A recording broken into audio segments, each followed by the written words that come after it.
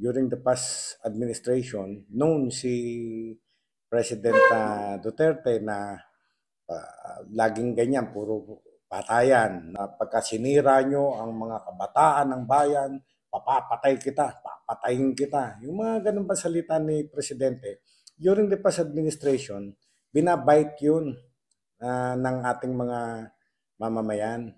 No? But then, time has changed. Tingnan natin ang mamamayan kung babait pa rin yun na patayan pa rin, no? Pero yun nga, nakikita ko, rhetorics lang yan. Part lang ng kanilang political propaganda. Alam nyo, ang binantaan, 15 senador. Hindi natin malaman kung sino doon sa sitting senators o yung bang kakandidato na senators. Tapos, mawalang galang na si kay Congressman Adjong at sa iba pa na congressman natin, nag-i-instigate sila na mag-imbestiga ang NBI. Hindi naman sila yung tinatakot yung mga senador eh. Dapat yung mga senador, kung sino man, silang magreklamo kung alam nila na sila yung tinatakot na ipapapatay. May mga nagsasabi din po na may ginawa pong aksyon ng NBI nung kung kay VP Sara naman po.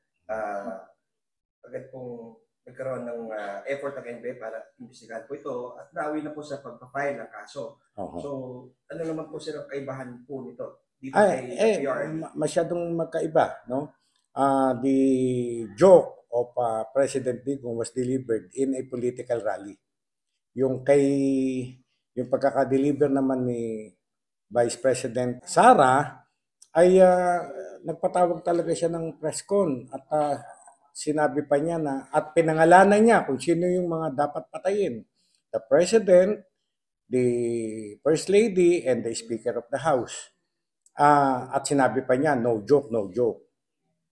Contrary dito sa deklarasyon ni Presidente Digong, ay kitang-kita ng tao na nagjo-joke lamang siya.